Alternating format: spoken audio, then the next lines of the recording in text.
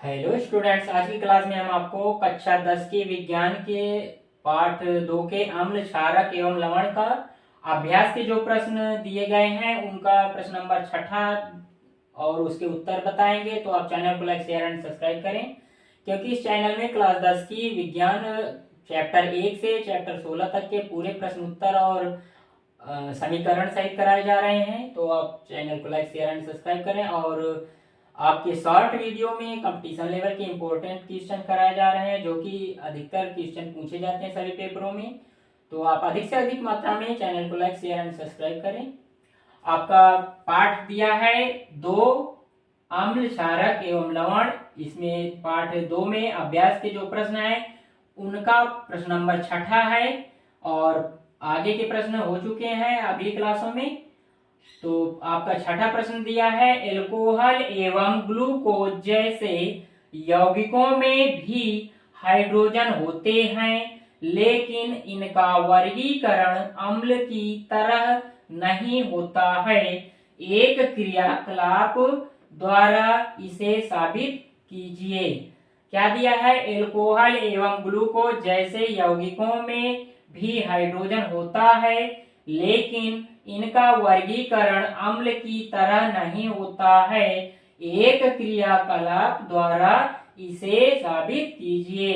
आपका 6 प्रश्न है। उसके बाद इसका उत्तर दिया है, नीचे दिए गए चित्रानुसार उपकरणों में व्यवस्थित करें तथा विद्युत परिपथ बनाइए। पात्र में एल्कोहल लें, बैटरी को परिपथ से जोड़ें तथा एमीटर की सुई में विचलन देखें। पहले क्या लेंगे? नीचे, यानी कि इसके नीचे आपका चित्र बनेगा, उसी के अनुसार आपकी थ्योरी लिखी गई है। क्या दिया है? नीचे दिए गए चित्रानुसार उपकरणों में व्यवस्थित करें तथा विद्युत परिपथ बनाइए। पात्र में एल्कोहल लें, बैटरी को परिपथ से जोड़ें तथा एमीटर की सुई में विचलन देखें। पैराग्राफ चेंज करके लिखना है, इस क्रियाकलाप को ग्लूकोज विलयन के साथ पुनः करें। इस जो क्रिया हुई है उसको दोबारा ग्लूकोज विलयन के साथ पुनः करें।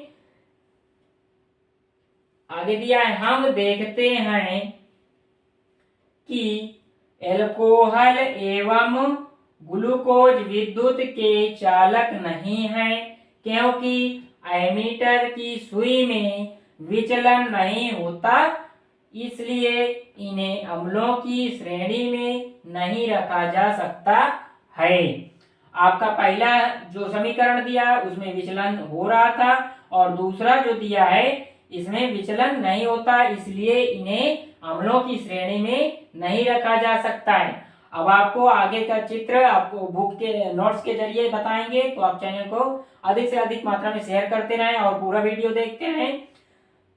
आप इस वीडियो से यानी कि इस चैनल से तैयारी करेंगे तो आपके 70 में 70 पूरे नंबर मिलेंगे, क्योंकि सभी प्रश्न इम्पोर्टेंस और अच्छे नियम से उत्तर आपके कराए जा रहे हैं। जो इम्पोर्टेंट प्रश्न है उनमें टिक भी लगा देंगे, जो कि अधिकतर आपके क्वेश्चन पूछे जाते हैं यूपी बोर्ड पेपर में।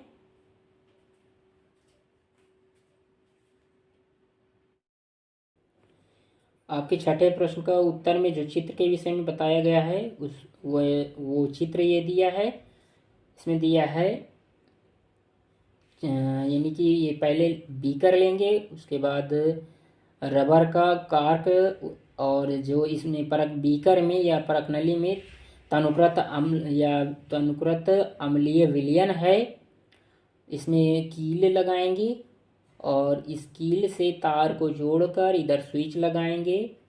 उसके बाद इधर बल्ब लगाएंगे, एक कील से इधर ले जाएंगे, यहाँ 6 वोल्ट की बैटरी लगा देंगे। इस तरह आपका चित्र बनाया गया है। इसमें जो बीकर में भरा हुआ है ये तनुकृत अम्लीय विलयन है, और ये जो आपका है ये रबर का कार्क है। इस कांच के जो बर्तन है इसको बीकर कहते हैं। अब आपको अगले ये चित्र बनाना पड़ेगा उत्तर में। आपका अगला प्रश्न है,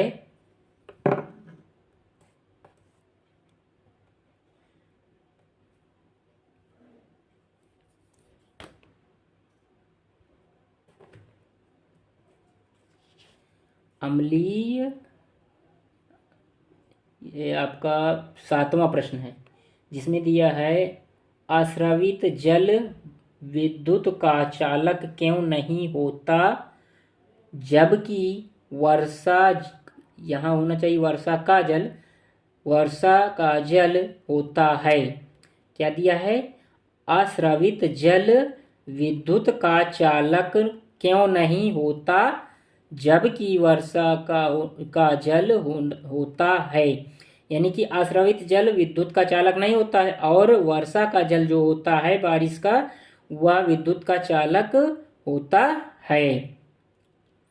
आपका उत्तर दिया है प्रश्न नंबर 7वें का, अस्रवित जल H+ तथा OH- आयनों में पृथक नहीं होता। वर्षा के जल में अम्ल एवं अन्य अशुद्धियां होती हैं, इसलिए वर्षा के जल में H+ तथा OH- आयनों की उपस्थिति होती है। इन आयनों की उपस्थिति के कारण वर्षा का जल विद्युत का चलन करते हैं। क्या करते हैं? विद्युत का चालन करते हैं। आपका उत्तर क्या है? अस्रवित जल H+ तथा OH- आयनों में पृथक नहीं होता। वर्षा के जल में अम्ल एवं अन्य अशुद्धियां होती हैं, इसलिए वर्षा के जल में H+ तथा OH- आयनों की उपस्थिति होती है। इन आयनों की उपस्थिति के कारण वर्षा का जल विद्युत का चालन करते हैं। अगला प्रश्न है प्रश्न नंबर 8वां, जल की अनुपस्थिति में अम्ल का व्यवहार अम्लीय क्यों नहीं होता है? क्या दिया है? जल की अनुपस्थिति में अम्ल का व्यवहार अम्लीय क्यों नहीं होता है? जल की अनुपस्थिति में अम्ल का व्यवहार अम्लीय क्यों नहीं होता है? इसका उत्तर है, जल की अनुपस्थिति में अम्ल में हाइड्रोजन आयन H+ नहीं बनते हैं, जबकि अम्लों से H+ आयन का पृथक्करण जल की उपस्थिति में होता है। क्या उत्तर है? जल की अनुपस्थिति में अम्ल में हाइड्रोजन आयन H+ नहीं बनते हैं, जबकि आयनों से H+ आयन का पृथक्करण जल की उपस्थिति में होता है। इसका समीकरण दिया है, HCl + H2O से क्रिया करने पर H3O+ + Cl- प्राप्त होता है। इसको क्या कहेंगे? HCl + H2O से क्रिया करने पर H3O+ + Cl- प्राप्त होता है। इसलिए जल की अनुपस्थिति में अम्ल अम्लीय व्यवहार नहीं दर्शाते हैं। क्या लिखेंगे? इसलिए जल की अनुपस्थिति में अम्ल अम्लीय व्यवहार नहीं दर्शाते हैं। आपका अगला प्रश्न नंबर 9वां है, 5 विलयनों A, B, C, D व E की जब सार्वत्रिक सूचक से जांच की जाती है तो pH के मान, आपका आगे क्वेश्चन दिया है, इसका दिया है 5 विलयनों A, B, C, D व E की जब सार्वत्रिक सूचक से जांच की जाती है तो pH के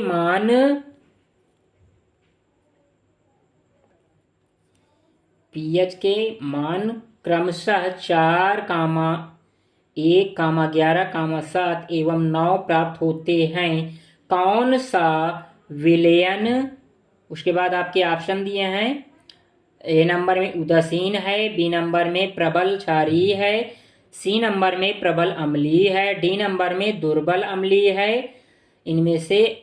फिर ई नंबर में दिया है दुर्बल क्षारीय है। उसके बाद प्रश्न में दिया है पीएच के मानों को हाइड्रोजन आयन की सांद्रता के आरोही क्रम में व्यवस्थित कीजिए। इसका उत्तर है, इसको कैसे दर्शाएंगे, ये इधर उधर रखे हैं तो इनको आरोही क्रम में रखना, यानी कि छोटे से बड़े क्रम में। पहले क्या आएगा आपका ए, यानी ए नंबर में क्या लिखेंगे डी, उसके बाद बी, बी में सी, सी पॉइंट में बी, डी पॉइंट में ए, ई पॉइंट में डी, ई पॉइंट में ई। ये आपके उत्तर में दिए गए हैं सीरियल से। उसके बाद इनको कैसे दर्शाना है, पहले लिखेंगे सी, सी से बड़ा क्या होगा ई, ई से बड़ा डी, डी से बड़ा ए से बड़ा बी। क्या लिखेंगे पहले, इनको पहले क्रम से उत्तर में लिख लेंगे A B C D E F, यानी कि ई तक हैं आपके, तो क्या करेंगे ए बी सी डी ई तक आपके लिख लेंगे। उसके बाद इनको छोटे से बड़े क्रम में दर्शा देंगे। सबसे छोटा क्या होगा आपका सी, सी से बड़ा ई, ई से बड़ा डी, डी से बड़ा ए से बड़ा बी। अब आपका प्रश्न नंबर 10वां है जिसमें दिया है परख नली ए एवं बी में समान लंबाई की मैग्नीशियम की पट्टी लीजिए। परख नली ए में हाइड्रोक्लोरिक अम्ल HCl तथा परख नली बी में एसिटिक अम्ल CH3COOH डालिए। किस परख नली में अधिक तेजी से बुदबुदाहट होगी तथा क्यों। आपका 10वां प्रश्न दिया है परख नली ए एवं बी में समान लंबाई की मैग्नीशियम की पट्टी लीजिए। परख नली ए में हाइड्रोक्लोरिक अम्ल HCl तथा परख नली बी में एसिटिक अम्ल CH3COOH डालिए। किस परख नली में अधिक तेजी से बुदबुदाहट होगी तथा क्यों। आप दो परख नली लेंगे, एक ए एक बी। ए में आप क्या डालेंगे, ए में आप डालेंगे हाइड्रोक्लोरिक अम्ल जिसे HCl कहते हैं, और बी में क्या डालेंगे एसिटिक अम्ल जिसे CH3COOH कहते हैं। तो उत्तर में दिया है परख नली ए में अधिक तेजी से बुदबुदाहट होगी क्योंकि परख नली ए में प्रबल अम्ल डाला गया है परंतु परख नली बी में दुर्बल अम्ल डाला गया है। दुर्बल अम्ल की अपेक्षा प्रबल अम्ल अधिक H पॉजिटिव आयन प्रदान करता है, इसलिए परख नली ए में गैस तेजी से निकलेगी। क्या है इसका उत्तर, परख नली ए में अधिक तेजी से बुदबुदाहट होगी क्योंकि परख नली ए में प्रबल अम्ल डाला गया है परंतु परख नली बी में दुर्बल अम्ल डाला गया है। दुर्बल अम्ल की अपेक्षा प्रबल अम्ल अधिक H पॉजिटिव आयन प्रदान करता है, इसलिए परख नली ए में गैस तेजी से निकलेगी। आपका 11वां प्रश्न दिया है ताजे दूध के पीएच का मान 6 यानी 6 होता है। उसके बाद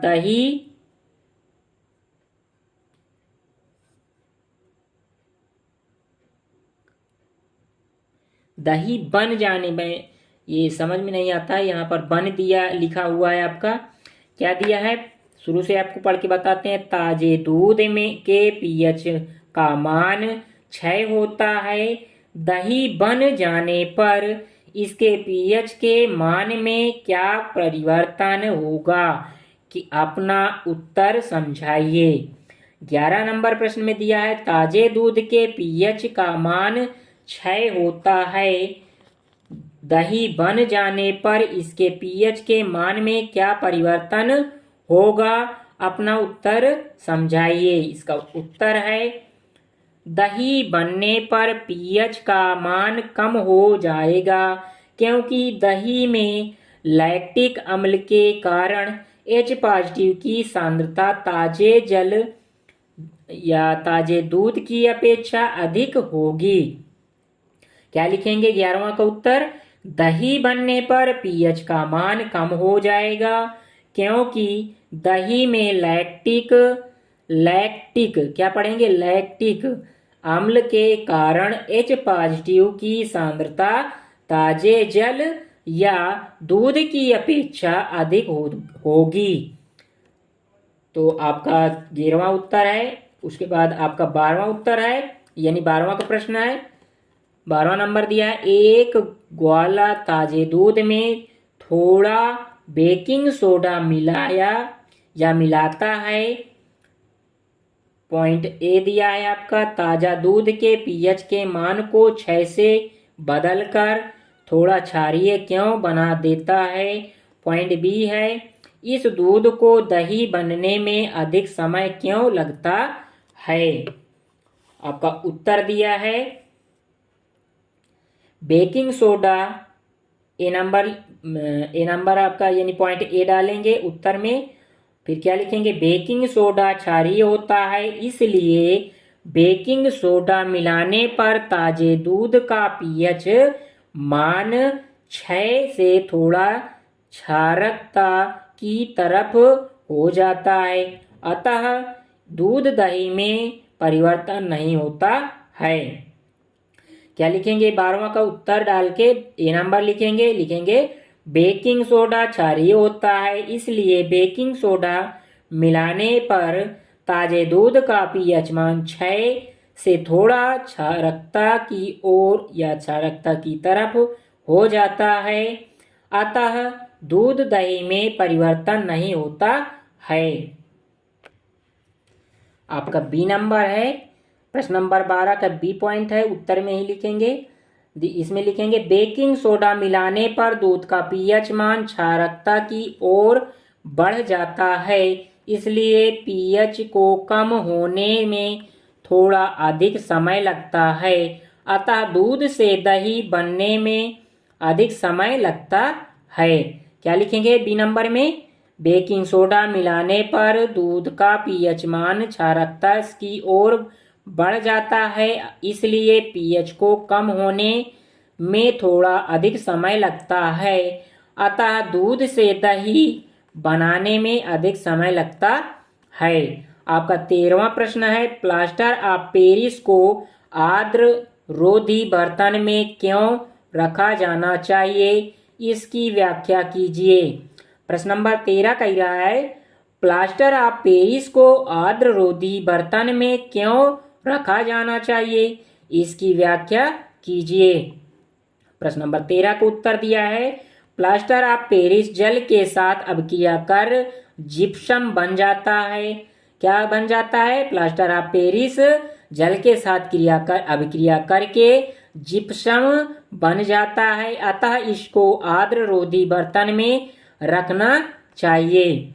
प्लास्टर ऑफ पेरिस को यदि हम जल के साथ अभिक्रिया, यानी कि प्लास्टर ऑफ पेरिस जल के साथ अभिक्रिया करके जिप्सम बन जाता है, अतः इसको आर्द्ररोधी बर्तन में रखना चाहिए। इसका समीकरण दिया है, CaSO4 1/2 यानी 1/2 H2O के साथ H2O और प्लस 1/1, ये आपका L है, नहीं 1 है, उसके बाद 1/2 H2O के साथ क्रिया करने पर क्या बनाएगा, CaSO4 2H2O यानी जिप्सम। इधर क्या पढ़ेंगे, CaSO4 को प्लास्टर और 1/2 यानी 1/2 H2O प्लास्टर ऑफ पेरिस, इसको पूरे को क्या पढ़ेंगे, CaSO4 1/2 H2O को प्लास्टर ऑफ पेरिस पढ़ेंगे। उसके बाद एक सही 1/2 H2O को के साथ क्रिया करने पर क्या प्राप्त होगा हमारा, CaSO4 2H2O यानी जिप्सम बन जाता है। अगला प्रश्न है आपका 14 नंबर, उदासीनीकरण अभिक्रिया क्या है, 2 उदाहरण दीजिए। प्रश्न नंबर 14 कह रहा है, उदासीनीकरण अभिक्रिया क्या है, 2 उदाहरण दीजिए। इसमें उत्तर लिखेंगे, उत्तर में हेडिंग डाल देंगे उदासीनीकरण अभिक्रिया, और पेपर में जब भी आप कोई भी प्रश्न हो और उसके उत्तर में यदि कोई भी हेडिंग डालते हैं तो आप काले स्केच का प्रयोग करें, जिससे कि एग्जामिनर आपको अच्छे से अच्छे नंबर दे। और हैंड राइटिंग अच्छे से अच्छे बना कर रखें, जिससे पेपर में एग्जामिनर आपको अच्छे नंबर देगा। 14वां का उत्तर दिया है और इसमें हेडिंग डालेंगे उदासीनीकरण अभिक्रिया। क्या डालेंगे? उदासीनीकरण अभिक्रिया। उसके बाद क्या लिखेंगे पतले पेन से यानी नीले पेन से? अम्ल तथा क्षारक अभिक्रिया करके लवण व जल बनाते हैं। अम्ल व जल क्या दिया है? अम्ल तथा क्षारक अभिक्रिया करके लवण व जल बनते हैं। यह उदासीनीकरण अभिक्रिया कहलाती है। उदासीनीकरण अभिक्रिया लिख के नीले पेन से लिखेंगे अम्ल तथा क्षारक अभिक्रिया करके लवण व जल बनते हैं। यह उदासीनीकरण अभिक्रिया कहलाती है। आगे दिया है अम्ल प्लस क्षारक, इनको आपस में मिलाने पर अम्ल और क्षारक को क्या प्राप्त होगा? लवण प्लस पानी। यानी अम्ल और क्षारक की क्रिया कराने पर लवण और पानी प्राप्त होता है। उदाहरण दिया है point first, HCl plus NaOH के साथ क्रिया करने पर NaCl प्लस H2O प्राप्त होता है, यानी सोडियम क्लोराइड लवण प्राप्त होता है। पॉइंट सेकेंड दिया है H2O SO4, क्या दिया पॉइंट सेकेंड में? H2SO4 प्लस 2NaOH के साथ क्रिया करने पर Na2SO4 प्लस 2H2O प्राप्त होता है। क्या है? पॉइंट सेकेंड में दिया है आपका H2SO4 प्लस 2NaOH के साथ क्रिया करने पर Na2SO4 प्लस 2H2O प्राप्त होता है। इसको क्या बोलेंगे? सोडियम सल्फेट लवण। प्रश्न नंबर 15वां आपका दिया है धोने का सोडा एवं बेकिंग सोडा के दो प्रमुख उपयोग बताइए। क्या दिया है 15 नंबर में? धोने का सोडा एवं बेकिंग सोडा के दो प्रमुख उपयोग बताइए। क्या दिया है? धोने का सोडा एवं बेकिंग सोडा के दो प्रमुख उपयोग बताइए। उत्तर लिखेंगे, उसके बाद हेडिंग क्या डालेंगे? धावन सोडे या धावन सोडे के उपयोग। धावन सोडे यानी धोने का सोडा। पॉइंट नंबर 1 डालेंगे, इसका उपयोग जल की स्थायी कठोरता को खत्म करने के लिए किया जाता है। धावन सोडे के उपयोग क्या है? इस पॉइंट फर्स्ट है, इसका उपयोग जल की स्थायी कठोरता को खत्म करने के लिए किया जाता है। धावन सोडा का उपयोग किसमें करेंगे? जल की कठोरता को दूर करने के लिए करते हैं।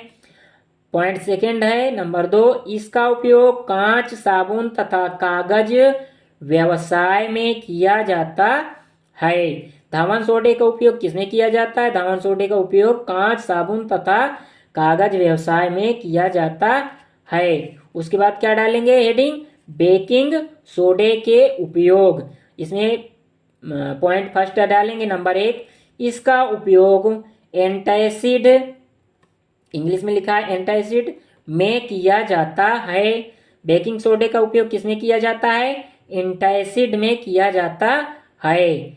1 नंबर डाल के बेकिंग सोडा हेडिंग डालेंगे, उसके बाद लिखेंगे 1 नंबर, इसमें लिखेंगे इसका उपयोग एंटासिड में किया जाता है। नंबर 2 इसका डालेंगे बेकिंग सोडा में।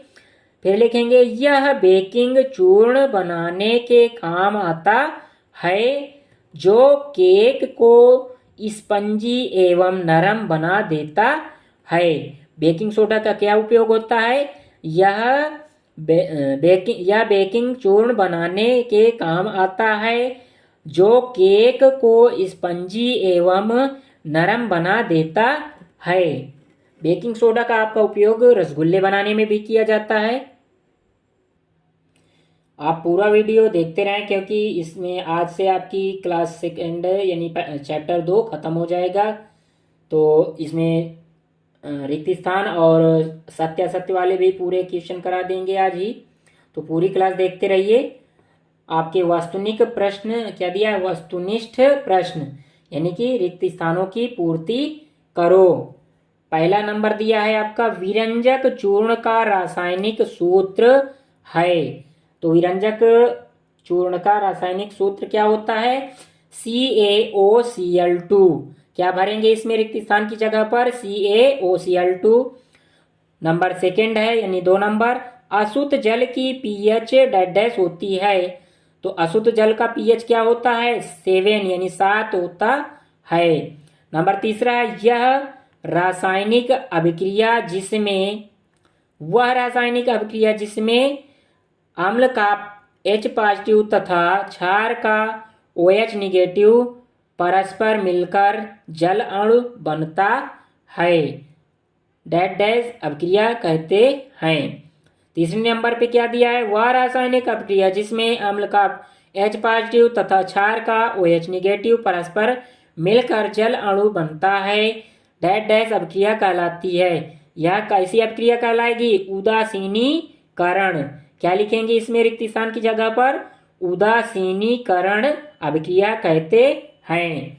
नंबर चौथा है आपका अम्ल पानी में घुलकर डैश देता है। तो अम्ल जब पानी में घुल जाता है तो क्या देता है, H पॉजिटिव आयन देता है। चौथे नंबर पे क्या भरेंगे, H पॉजिटिव आयन देता है। नंबर 5वां है जल में घुलनशील क्षारकों को डैश कहते हैं। जल में घुलनशील क्षारकों को क्या कहते हैं, क्षार कहते हैं। जल में घुलनशील क्षारकों को डैश कहते हैं, क्षार कहते हैं। नंबर आपका 6ठा है बुझे चूने का रासायनिक नाम क्या है। तो इसमें क्या लिखेंगे, कैल्शियम ऑक्साइड है। बुझे चूने का रासायनिक नाम डैश है। तो क्या लिखेंगे इसमें रिक्त स्थान के जगह पर, कैल्शियम ऑक्साइड है। 7वां नंबर है अम्ल मिथाइल ऑरेंज के रंग को डैश बनाता है। तो अम्ल मिथाइल ऑरेंज के रंग को कैसा बनाता है, लाल बनाता है। अगला नंबर 8वां है पोटेशियम ऑक्साइड का जलीय विलयन डैश लिटमस को डैश कर देता है। 8वें नंबर में दिया है पोटेशियम ऑक्साइड का जलीय विलयन डैश लिटमस को डैश कर देता है। यहाँ पर क्या भरेंगे, लाल लिटमस को कैसा कर देता है, नीला कर देता है। नंबर 9वां है क्षार वह पदार्थ है जो पानी में घुलकर डैश देता है। क्षार वह पदार्थ है जो पानी में घुलकर डैश देता है। तो क्या भरेंगे रिक्त स्थान पर, OH निगेटिव आयन देता है। नंबर 10वां है प्लास्टर ऑफ पेरिस का रासायनिक सूत्र डैश है। तो क्या लिखेंगे प्लास्टर ऑफ पेरिस का सूत्र, CaSO4 1/2 यानी 1/2 H2O। क्या लिखेंगे, CaSO4 1/2 H2O है। अगला नंबर 11 है बेकिंग सोडा का रासायनिक सूत्र क्या डैश है। तो बेकिंग सोडा का रासायनिक सूत्र क्या है, क्या लिखेंगे बेकिंग सोडा का रासायनिक सूत्र NaHCO3। रिक्त स्थान में क्या भरेंगे, NaHCO3। नंबर 12 है अम्लों का पीएच डैश से कम होता है। यानी कि पीएच अम्लों का पीएच मान किससे कम होता है, अम्लों का पीएच मान 7 से कम होता है। आपके सत्य असत्य दिए गए हैं, इसमें लिखना है सत्य तथा असत्य का चयन करो। पहला नंबर दिया है अम्ल कार्बोनेट से अभिक्रिया करके कार्बन डाइऑक्साइड गैस बनाते हैं। क्या लिखा है, पहला नंबर अम्ल कार्बोनेट से अभिक्रिया करके कार्बन डाइऑक्साइड बनाते हैं, आपका सत्य है। नंबर दूसरा है संतरे का रस लाल लिटमस को नीला कर देता है, ये आपका असत्य है। नंबर तीसरा है विरंजक चूर्ण का रासायनिक सूत्र CaOCl2 है, सत्य है। विरंजक चूर्ण का रासायनिक सूत्र CaOCl2 है, सत्य है ये आपका। अगला नंबर है चौथा दूध की पीएच जल की पीएच से अभिक्रिया होती है, असत्य। क्या है? दूध को पीएच जल की पीएच से अपक्रिया होती है, ये आपका सत्य है। अगला नंबर 5वां है, क्षारकों का स्वाद खट्टा होता है, ये आपका सत्य है। 5वां नंबर, क्षारकों का स्वाद कैसा होता है? खट्टा होता है। नंबर 6 है, किसी क्षार को पानी में मिलाने से H पॉजिटिव आयन की वृद्धि होती है। क्या लिखा है? किसी क्षार को पानी में मिलाने से H पॉजिटिव आयन की वृद्धि होती है। नंबर 6 ये आपका सत्य है।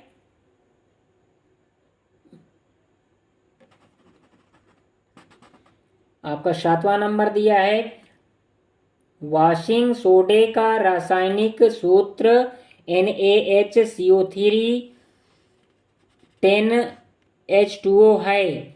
क्या है? ये आपका असत्य है। क्या दिया था? वॉशिंग सोडे का रासायनिक सूत्र NaHCO3 10H2O है, ये आपका असत्य है। अगला नंबर दिया है 8वां, Mg कोष्ठक के अंदर OH का होल ट्वाइस का उपयोग एंटासिड के रूप में होता है।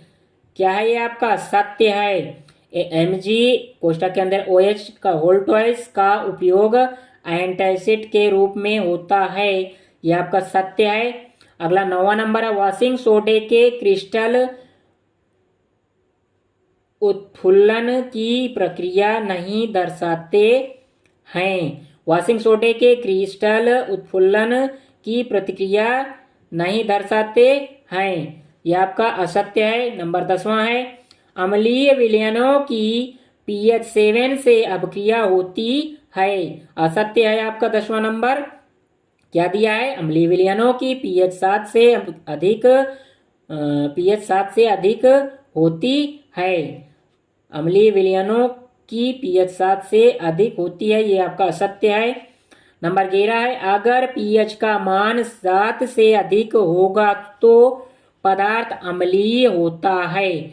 अगर pH का मान 7 से अधिक होगा तो पदार्थ अम्लीय होता है, यह आपका 11वां नंबर असत्य है।